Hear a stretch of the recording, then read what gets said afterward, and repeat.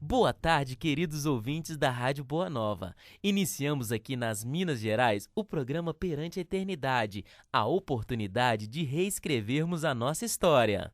Na nossa série de programas de férias, nós iremos repassar as palestras preferidas do médium e psicólogo Jairo Avelar, que foram gravadas no Seminário de Carnaval e que teve o tema A Visão Espírita sobre o Superego, o Ego e o Id. Então, fique agora com o nosso programa de férias, com Jairo Avelar. As regras são as mesmas dos dois dias, né, que nós já participamos. Todos fiquem bastante à vontade, perguntem aquilo que quiser, respondo aquilo que souber, não é? E vamos assim tocando o nosso seminário. Nós vamos começar fazendo uma recapitulação. Nós terminamos, não é? Ontem, fazendo mais ou menos este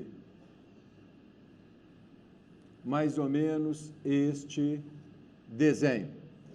Então, falando das instâncias psíquicas, já que agora nós sabemos que nós não estamos trabalhando o aparelho psíquico de uma maneira topológica ou de uma maneira de lugar fixo, mas nós estamos falando, aprendemos com Freud aqui, nós estamos falando de instâncias psíquicas, ou seja, regiões. Então, nós colocamos aqui, nós falamos, né, que aqui era, aliás, desculpem aqui, esse desenho estava aqui. Nós falamos aqui em termos de superego. Nós falamos, aí nós colocamos um outro desenho, pode ser aqui mesmo, né? Ele estava mesmo por aqui, que nós falamos a questão do id, não é? E nós, dentro desse desenho aqui, nós falamos das questões do ego. Ora, então, nestes dias que aqui já estivemos, nós podemos dizer que nós já aprendemos que o superego, ele não tem nada a ver com superconsciente, com essas questões, que isso aí, na maioria das vezes, é o senso comum que ouve falar e começa a repetir daquilo que não entende. Então, não tem nada a ver de superconsciente, de nada, não é? O superego, na realidade, nós definimos, nós falamos, conforme o pensamento freudiano, não é? Ele se ajusta na personalidade como um censor e, em muitas vezes, como um juiz, não é? Porque muitas vezes, ele é que emite um senso crítico. Não foi isso que nós falamos?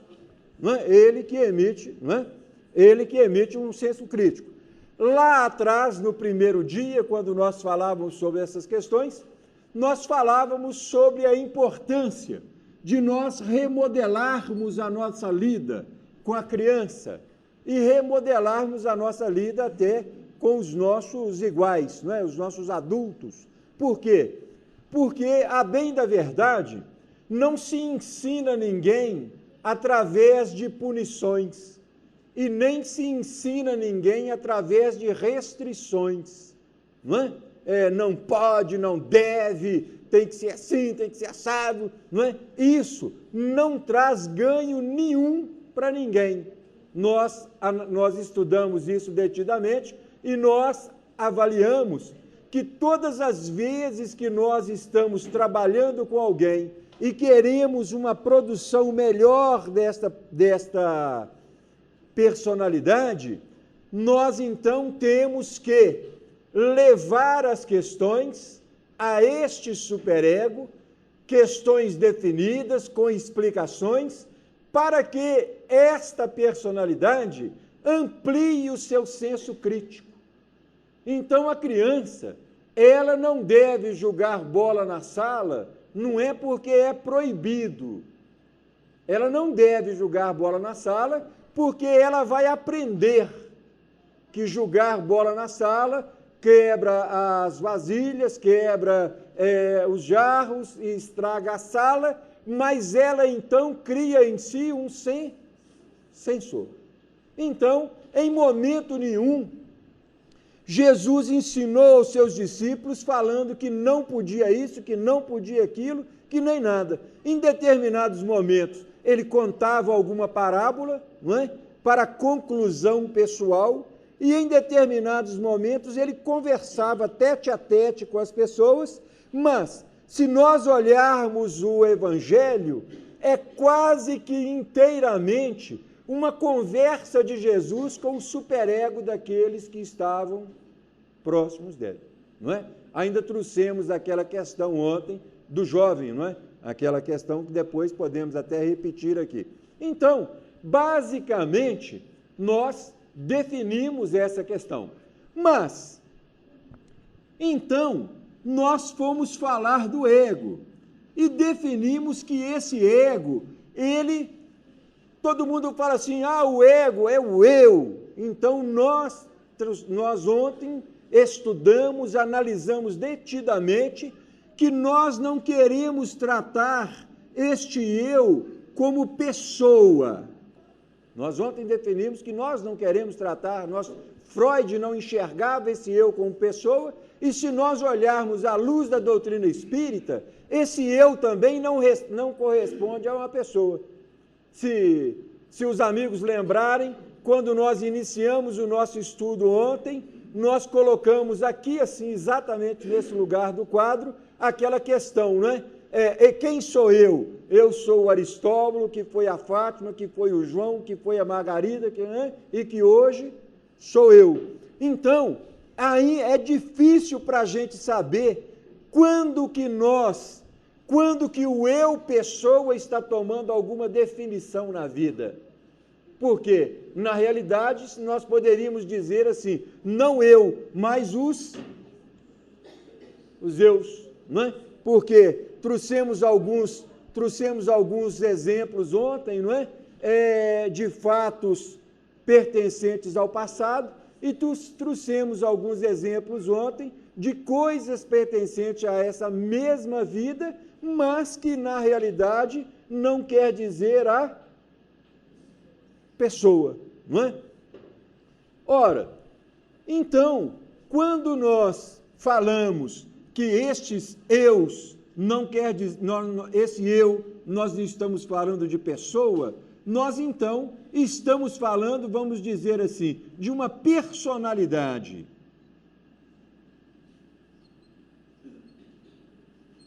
Ou seja, a somatória de valores, não é? Que definem basicamente a ética de um ser, não é? Aliás, uma das perguntas que nós podemos nos fazer todos os dias, nas 24 horas que nós vivemos, será quantos minutos nós somos nós mesmos? Nas nossas 24 horas. Por quê? Porque, às vezes, nas nossas 24 horas, nós interpretamos vários papéis, não é? E, às vezes, nós interpretamos um papel, não é? De uma identificação dessa, que às vezes está lá por 1.200 e alguma coisa, 1.400 e alguma coisa, 1.200 e alguma coisa, mas naquilo que Emmanuel chama de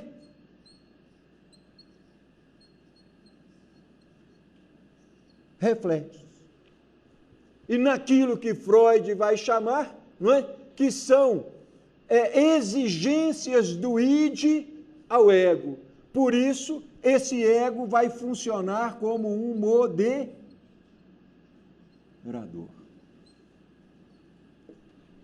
E ontem, quando nós chegamos ao nosso momento de interrupção, eu acho que foi uma coisa unânime, pelo menos eu senti na opinião, não é, de todos, ao grande conflito que existe dentro de nós mesmos, não é? E para isso, gente, nós estamos estudando uma questão aqui que nós estamos refletindo assim, olha, para esse duelo, né, essa questão psíquica toda, não precisa nem de obsessor, não é? Nem de perseguição espiritual, nem de nada. Esse conflito do ser em si já é um conflito muito grande, já é um conflito extremo, não é? Essa situação. Ontem, eu me lembro ainda que nós fizemos algumas avaliações dizendo assim, é lógico, precisamos dos medicamentos, dos antidepressivos, dos calmantes, dos tranquilizantes, dos ansiolíticos, não é? Muitas vezes até remédios mais potentes, mas não adianta nada você medicar as causas se você medicar os efeitos, se você não trabalhar as causas. E, a bem da verdade, nós não precisamos ficar preocupados com aquilo que nós temos de ruim. Porque tem gente que fica assim, nós temos que fazer uma autoanálise para corrigir isso, corrigir aquilo. Olha, aquilo que nós não temos de muito bom, todos nós sabemos. Geralmente, isso é muito claro para nós. Mas essa não é a preocupação. A preocupação é nós colocarmos elementos novos para o enrijecimento, para o fortalecimento da instância superego. Por quê? É daqui que vai partir o senso, né, o ajuizamento e a crítica do ser. É aqui que nasce o fortalecimento. Agora, ele vai investir em cima do ego, ele vai dizer assim, olha, você não pode fazer isso assim, radical. O ego vai se sentir exprimido. Nós ontem falamos do tal conflito neurótico. Por quê? Falamos ontem, inclusive, assim, o ser, ele tem uma sexualidade exacerbada, uma sexualidade mais avançada. Ora, ele está naquela procura, naquela busca, mas à medida que o Evangelho segundo o Espiritismo vai entrando aqui, vida e sexo, entra um livro, entra outro, entra um pensamento, uma palestra, vai formando um novo senso, um ajuizamento e um senso crítico diferenciado. Então, gera um conflito. Por isso nós falamos assim, ser espírita é complicado. Estão lembrados quando nós brincamos ontem? Não é ser espírita é complicado. Por quê? Porque quando nós, embora a doutrina não nos proíba de nada, mas ela cria um senso diferenciado. E aí, quando o ego, quando existe existe aquela sexualidade exacerbada, ela parte, na mesma hora o superego entra em ação, não. E aí fica aquele negócio, vai, não vai, vai, não vai. Mas, na realidade, o ego ele tem que funcionar como moderador. Nós temos que moderar as coisas para que nós não venhamos, então, criar grandes conflitos internos. Não é? E, a bem da verdade, nós podemos dizer o seguinte, não é uma pesquisa oficial, é uma observação pessoal, não é? Mas 80% dos conflitos da humanidade são conflitos afetivos. 80% dos conflitos da humanidade são conflitos afetivos. Não é? É o lado afetivo indomável. É esse lado afetivo que a gente tem que muitas vezes a coisa complica. Incluindo, trouxe um caso ontem, não é? Está lembrado? Trouxe um caso ontem, não é? Ontem eu trouxe um caso de uma moça, de uma pessoa que nós conhecemos e que ela cometeu aí 4 tentativas de suicídio, não é? Tinha uma época na vida dela que ela deixava o cabelo crescer, usava batom, aquele negócio todo, ficava extremamente feminina. Numa outra época ela cortava o cabelinho curtinho, fazia até pé aqui atrás, não é? E ela então caminhava para a homossexualidade. E isso sendo espírita. E, aliás, uma espírita muito mais atuante do que muitos que eu conheço. Era um espírita mesmo. Mas nós podemos falar que esses investimentos partiam daqui. Não é? Nós vamos trabalhar isso mais à frente. Ora, num determinado instante, como a pressão era imensa, ela queria bandear para a homossexualidade. O superego ajuizava a questão, criticava e dizia não. Então era o ser, falamos ontem do processo de clivagem, muito bem, senhor Renildo. Do processo de clivagem. Estão lembrados quando nós falamos esse nome aqui? O que era a clivagem? É quando há uma cisão no ego, ou seja, de um lado uma força puxa numa direção, na outra há uma força puxa na outra, então há uma separação, como se fosse uma separação. E aqui, nessa clivagem, não é? Que é um termo psicanalítico, nessa clivagem existe exatamente o conflito neurótico.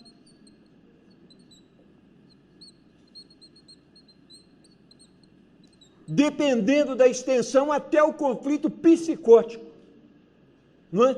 Mas, na realidade, quando há essa cisão, por quê? De um lado, existe uma alma que busca um comportamento sexual contrário às suas engrenagens morfológicas, às suas engrenagens físicas. Do outro lado, existe uma alma com um aprendizado, com um senso, com um processo crítico que não aceita essa caminhada. Então o ser se divide ao meio.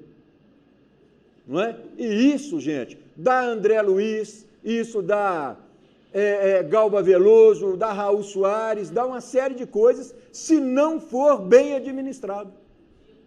Se não for bem administrado. Por quê? Essa cisão aqui, ela é uma cisão terrível, terrível. Ontem ainda lembro que nós falamos assim, por isso que nós temos que ser menos críticos quanto às pessoas, entender melhor as pessoas e até conversar mais com as pessoas, mas conversar sem imposição. Às vezes nós conversamos assim, mas isso está errado, você não deve fazer assim, que isso não pode. Nós somos hábeis pregadores, mas na realidade, se a corda arrebentar para o nosso lado, ou seja, se a clivagem entrar no nosso lado, e aliás, muitas vezes nós clivamos, nós sabemos disso, só que nós recalcamos isso, julgamos isso para escanteio e não enfrentamos o problema. É uma coisa adiada. Agora, nós temos que refletir nisso, Antônio, da seguinte forma, porque tem casos que são mais graves do que o outro. Porque vamos dizer o seguinte, vamos pensar assim, vamos julgar Freud na doutrina espírita. Nós voltamos já já com o médium Jairo Avelar, nos falando a respeito da visão espírita sobre o superego, o ego e o id. Estamos de volta com o programa Perante a Eternidade. Vocês já conhecem o Clube Amigos da Boa Nova? Não? Então acesse www.radioboanova.com.br ou pelo telefone 0800 12 18 38, 0800 12 18 38 e conheça mais sobre a Fundação André Luiz. E para conhecer mais sobre os livros psicografados pelo médium e psicólogo Jairo Avelar, acesse o site da editora Itapuã, www.itapuãeditora.com.br ou pelo telefone, código da operadora 31 3357 6550, 3357 6550. Vamos agora para a segunda parte da palestra sobre a visão espírita, sobre o superego, o ego e o id. Vamos trazer essa clivagem numa visão bem espírita. vamos dizer que o Aristóbulo, lá atrás, numas duas, três encarnações, ele usou uma sexualidade exacerbada, uma masculinidade daquelas, e sem respeitar o sentimento de ninguém. E foi tratorando uma, tratorando outra e passando por cima. Logicamente, os débitos são adquiridos, os débitos vão ser adquiridos. Vai chegar um momento que a lei vai dizer para ele, olha, basta, não é? As coisas começam a se... Então, num determinado instante, ele vira aí, vamos dizer que ele agora, ele é não vamos chamar de obsessor não, mas ele é um espírito extremamente difícil e que anda por aí aproveitando-se das relações sexuais. E existe. Não é? Existe, isso existe de muito.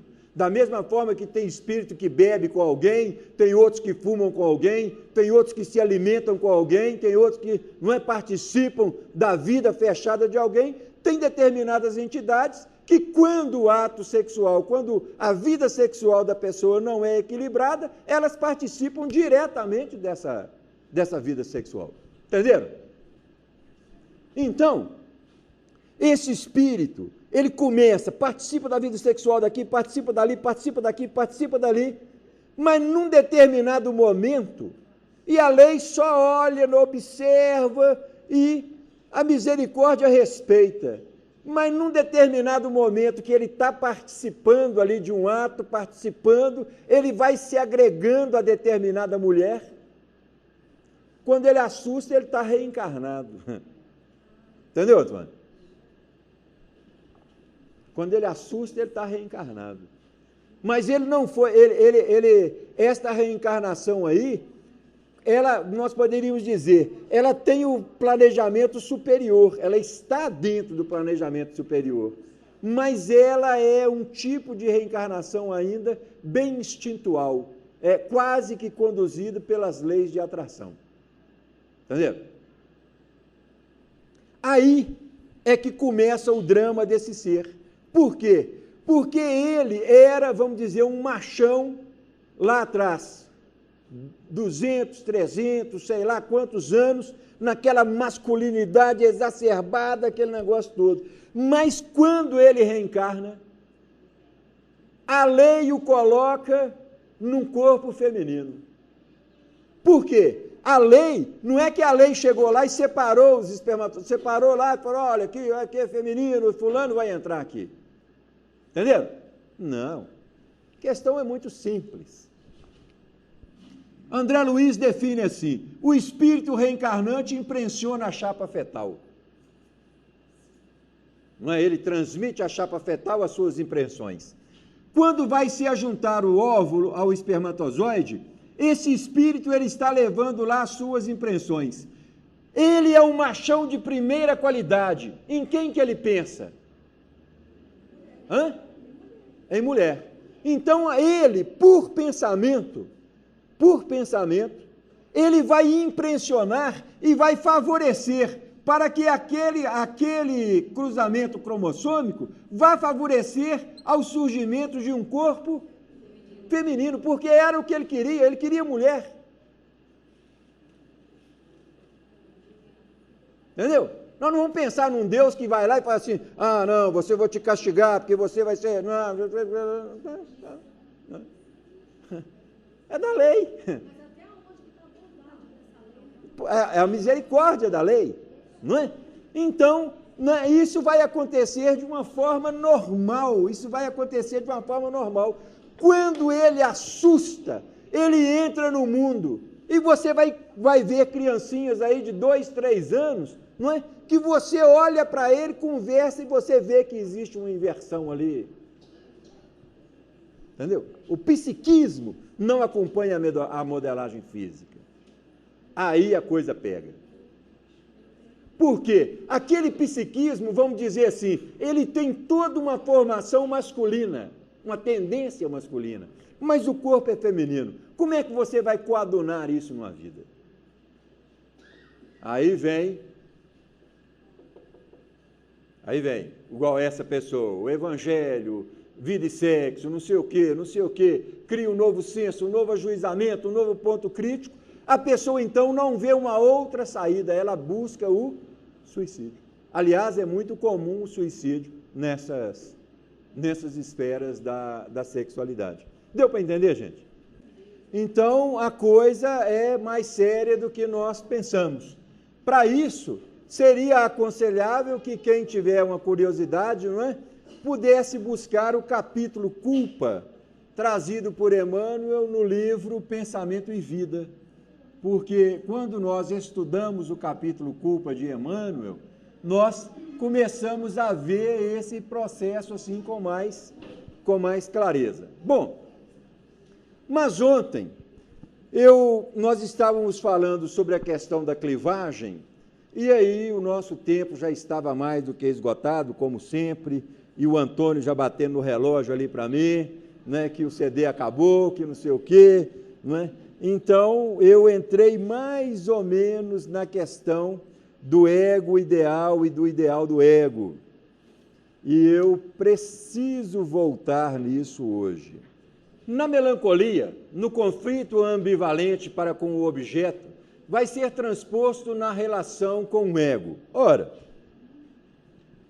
lógico, todas as vezes que há um conflito, que esse superego ele impõe ao ego um ajuizamento, nós temos, muitas vezes, sintomas de melancolia.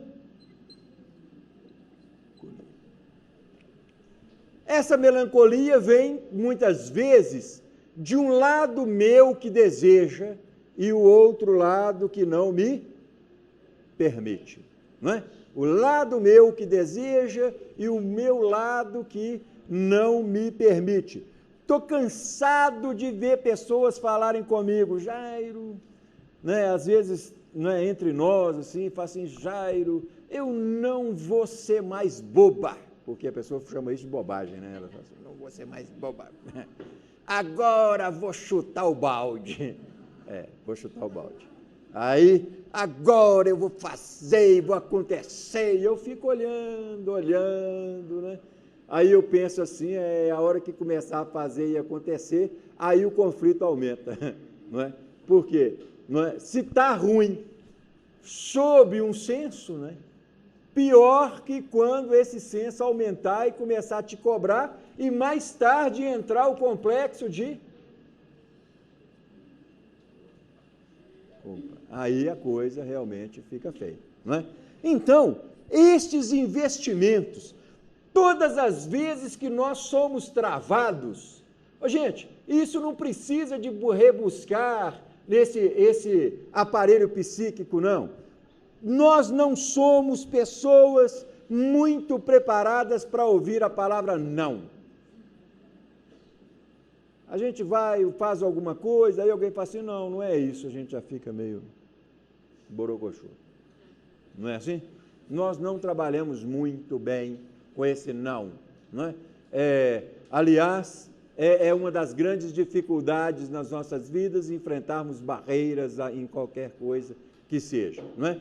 Quanto mais quando isso se passa no aparelho psíquico, quando eu mesmo me cobro, quando eu mesmo me proíbo, quando eu mesmo sou censor de mim mesmo, então aí a coisa fica feia. Então,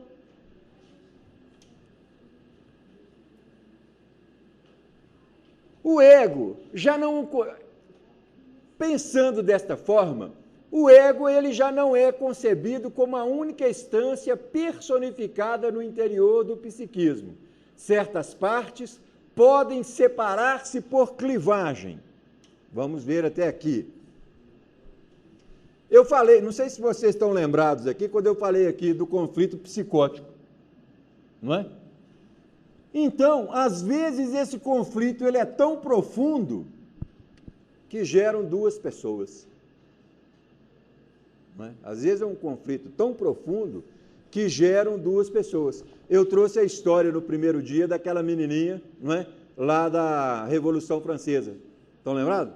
Então, em crise, era duas pessoas, não é? Uma pessoa que morava numa cidade interior, assim, assim, assado, e outra pessoa, era a pessoa que retornava a esse processo. Clivou o ego. Uma parte era o hoje e outra parte passou a ser o ontem. Ora, todas as vezes que nós vemos isso, nós vemos processos assim extremamente sofridos.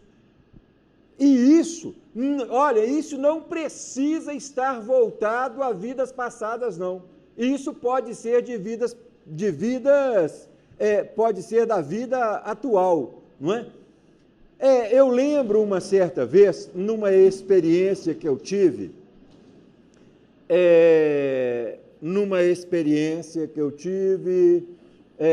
quando eu tive a oportunidade de trabalhar algum tempo bom, lá no Hospital Raul Soares.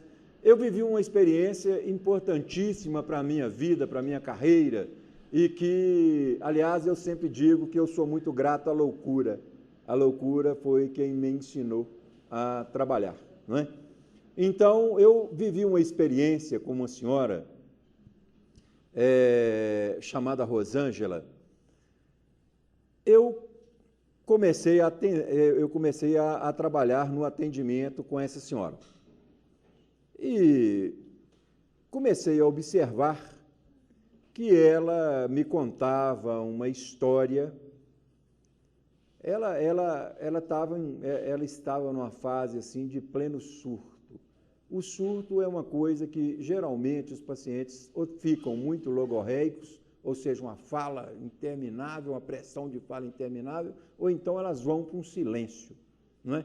Mas essa estava naquela, ela falava, porque eu andava sozinho, falando, conversando no corredor, e falava,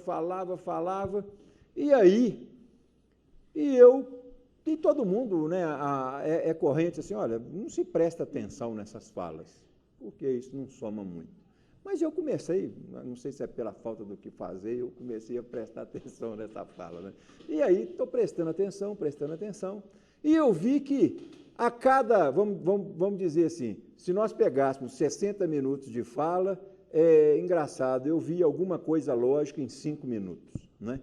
E aí, no meio daquela fala, aquilo se repetia, eu fui pegando como se fosse assim, esses 5 minutos, né? E eu até anotava num caderno aquilo que eu achava que tinha uma razão de ser, E aí, naquela fração que tinha uma razão de ser, eu comecei a pegar o fio de uma história, que isso demorou assim mais ou menos uns 70, 80 dias, assim, pegando 2 minutos, 3 minutos, 5 minutos dessas falas desordenadas, e isso começou a me trazer a seguinte história.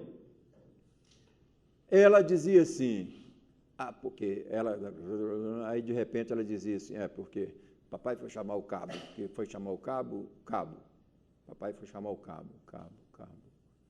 Aí eu fui entendendo que aquele cabo era um cabo da polícia. O pai ia chamar o cabo. Então, a história era a seguinte: o pai batia na mãe. Essa Rosângela, esse fato deve ter acontecido na vida dela quando ela estava entre 2 a 3 anos de idade. 2 a 3 anos, olha gente, 2 a 3 anos de idade. Então, o pai, olha as vidas que a gente encontra nesses lugares, né? A gente fala assim, doido, isso, aquilo. Gente, olha, a gente tem que ter um respeito por essas questões assim profundas, porque em cima de todo o sofrimento tem uma causa. As coisas não são, sabe, soltas. Então, a história que ela contava fragmentada era o seguinte, que o pai, ele espancava a mãe, batia. Quando a mãe começava a gritar, ela ia lá no destacamento, que era uma cidade do interior, bem distante, e chamava o cabo. Naquela época que vamos dizer assim, um cabo tinha, né, todos os poderes dentro da cidade, um sargento, alguma coisa assim. Ela ia lá, o pai ia lá e chamava o sargento. Sargento não, o cabo. E eles colocavam a mãe dentro da rádio patrulha e traziam ela para Belo Horizonte, para internar. Mas ela não era louca, ela ficava louca pelo espancamento e por ser colocada dentro da rádio patrulha para ser trazida para Belo Horizonte. Ó, gente, vamos nos colocar no lugar dessa mãe. Mais de 8 filhos, sei lá quantos filhos, tudo miúdo, tudo pequeno, ser espancada. Quando começa a gritar, é tida como louca, é colocada dentro do carro e aí vem para Belo Horizonte. Eles chegavam aqui em Belo Horizonte, entregavam lá no Raul Soares e olha, ela está louca, e ela ficava louca mesmo, porque ela não queria ficar internada. Você pensa bem, nós sendo internados sem motivo nenhum, só porque estamos sofrendo, não é? Mas ninguém queria saber de nada, não é? Ninguém queria aprofundar no caso, e essa senhora ficava internada no hospital. Eles voltavam para essa cidade. E aí ela falava assim, e aí aqueles 2 demônios me usava minhas irmãs, usava fulano, usava ciclano, me usava. Então vocês sabem o que é isso, não é? Quer dizer, eles prendiam a mãe, os 2 eram comparsas entre si, prendiam a mãe, não é?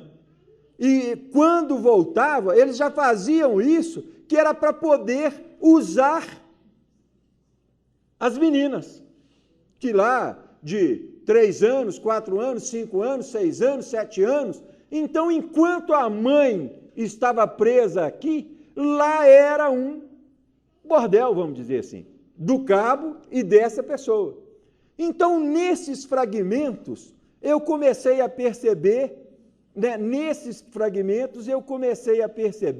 que aqui, né, eu vi que tinha uma história, mas aí eu pensei, naquele fragmento eu vi que ela falava de uma irmã, e eu fiquei atento naquela irmã, até que eu consegui, eu consegui pescar que essa irmã, consegui pescar o nome da irmã, e consegui pescar que essa irmã morava na Pedreira Prado Lopes, aqui na Pedreira, nossa vizinha aqui. E eu, então, pedi autorização lá ao nosso coordenador lá da enfermaria e tudo, expliquei o caso na reunião de equipe e fui autorizado a continuar essas buscas, porque todo mundo ficou assim, impressionado com o que estava, né, com aquilo que estava acontecendo. E, pasmem, eu vim, tive autorização para subir lá, para olhar aquele negócio todo, e entra naqueles becos, e vai e volta, e achei a irmã dela. Ora, aí a irmã dela foi me contar o caso. Pai, a Rosângela, ela está lá, tá, mas uma miséria danada, aquele negócio todo. Então, ela me contou que, ela falou assim, a Rosângela, ela ficou doida, né? Assim, com 12, 13 anos, ela falou assim, a Rosângela ficou, eles não falam doido, ficou fraco, né?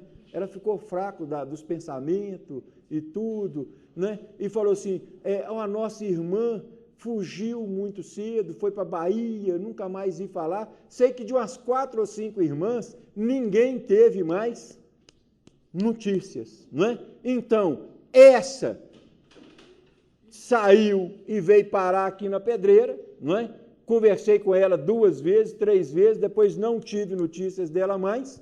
E aí, quando eu comecei a conversar com essa paciente, né, interagir com ela nessa história, ela foi melhorando, foi fechando,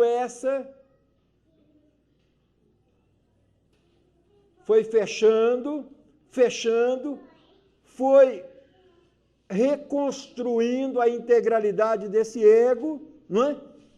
Passou um pouco, ela saiu do surto, porque ela já tinha sido entendida, não é? Ela saiu do surto.